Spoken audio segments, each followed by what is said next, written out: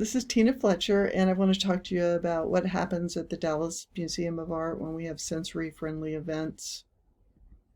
So this is an example of a student schedule. I don't mean for you to have to pay strict attention to it, but what I think you can get the essence of is how many moving parts there are for the sensory-friendly events. Usually, our students arrive at 8:15 in the morning. The event itself starts at 9 o'clock, but over the years that we have done this list of things represents a pretty typical day. We have some wagons that are the kind that collapse and open, and we fill them up with all our stuffs, and then we get rolling through the museum. So there are some things that we would never do without. For example, I know you're not thinking about this, but our bubble machine and fly swatters have taken on a very important role as kid bait. So other things, maybe not so much. It depends on how many students you've got going. And here's an example of one of our little visitors using probably the number one favorite piece of equipment, the Sensa-Rock. Kids love this, and we love it because it's inflatable and it's easy to store. So between 8:15 and 9 o'clock, the students come flying into the museum, and we just hit the ground running. Everybody starts going from room to room and unpacking and getting things out and trying to remember what goes where. It's a really busy time because, boy, at 9 o'clock, those little kids are there. And here's some examples of some of the things that happen. The blue bird is Arturo, and he is the museum mascot. He is a blue macaw.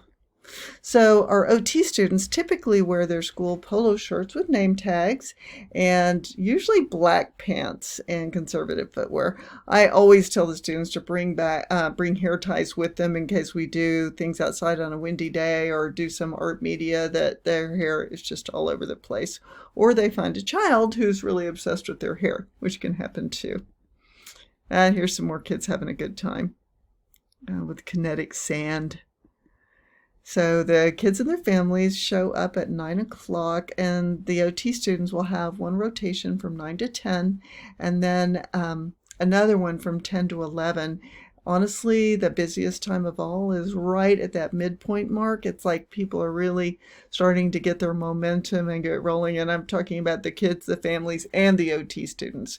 So here are some of the jobs for the OT students. With the greeting and escort, there are activities in the courtyard that they themselves plan. There is a musical performance that's done by a music therapist from the Denton Independent School District, and our students are the facilitators.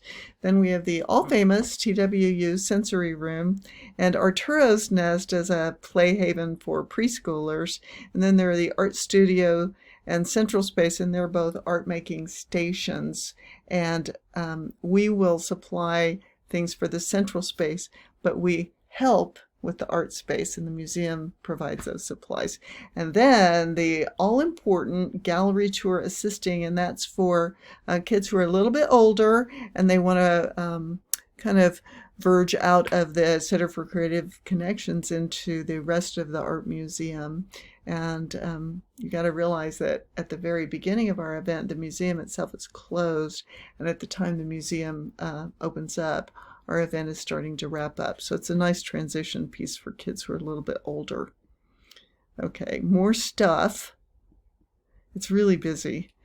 So my rules for the OT students are please interact with the kids, not just each other, and have a good time with them.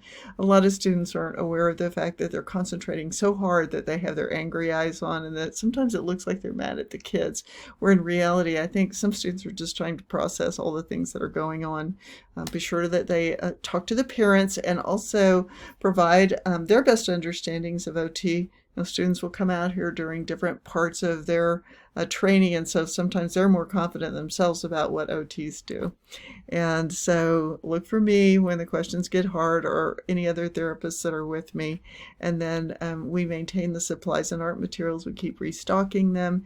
If it's somebody else's activity, we find out where they keep their backstock.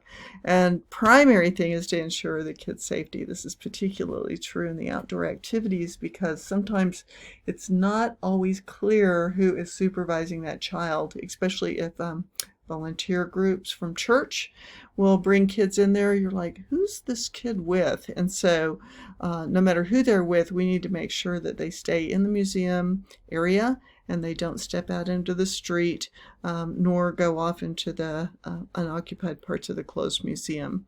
So we always make sure that the kids are feeling welcome and having a good time. Sometimes they're a little bit shy about coming in. They're worried about where they are and what's going to be happening, or even if they've come to events like this before, they may remember a certain OT student who's graduated and gone, and then they're like, wait, where's my special friend? So this is another thing I don't think everybody thinks about, but we've got to protect the art that's in the museum. And we also, on the same line of thinking, we need to help kids and their families start to understand museum culture.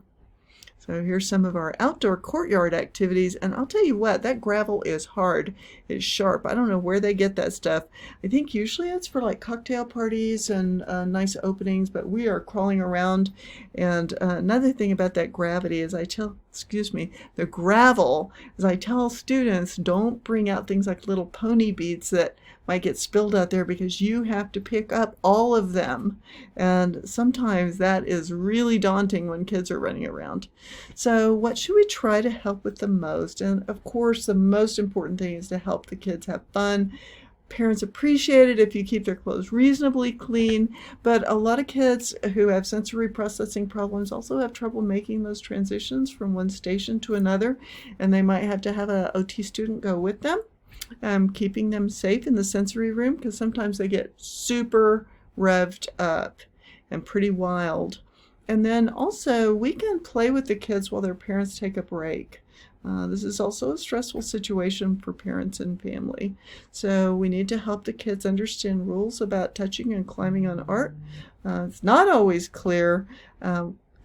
Really important to promote socializing, because that's what a lot of those kids struggle with so much.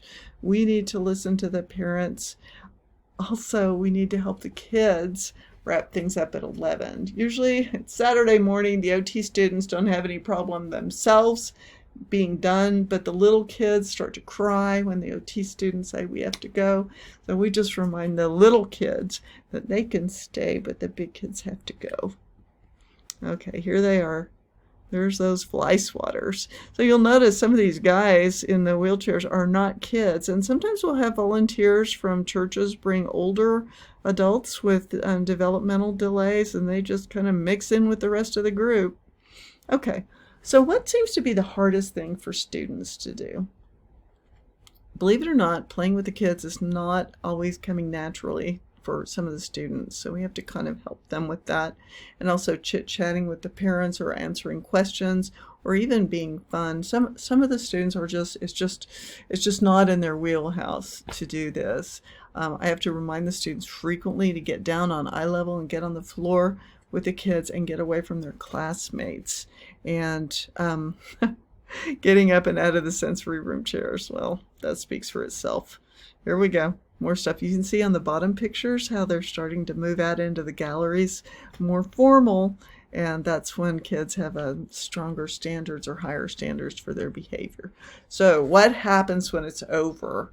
And the first thing that OT students are ready to go, usually they have to bundle up all the possessions, make sure that we don't leave anything behind, reload the wagons, and put the museum materials back. Because we just take over one room and all the museum's materials get pushed aside. So we've got to restore the room to order.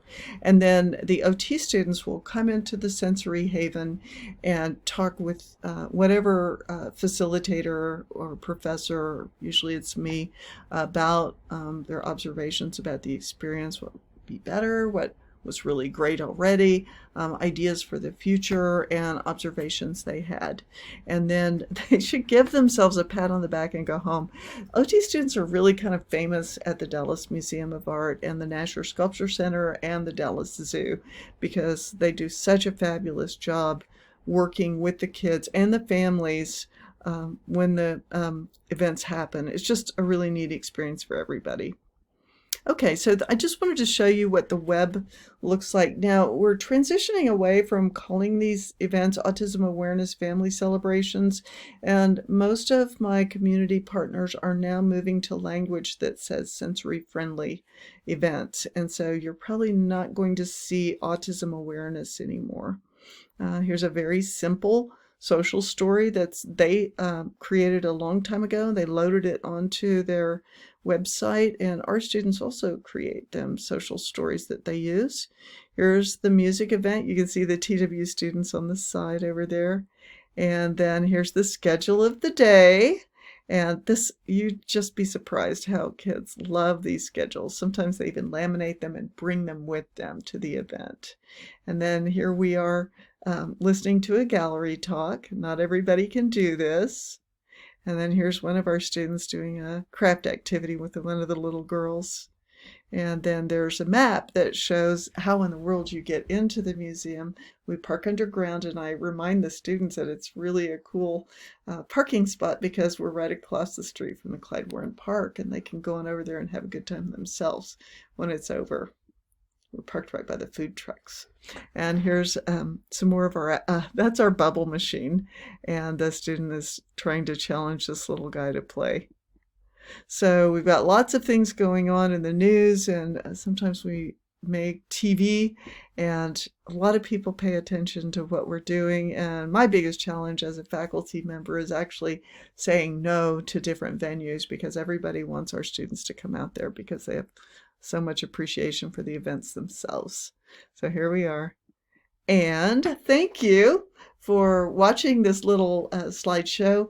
I can't begin to tell you how proud I am of the OT students and of our profession of occupational therapy, and also how much gratitude and appreciation I have for the educators at the museums and the zoos and the nature centers that we work with, because they are really breaking down a lot of barriers to participation that our kids experience, and also really reaching out beyond their own comfort zones to make these events happen. So thank you very much, and I hope that we see you at one of our events.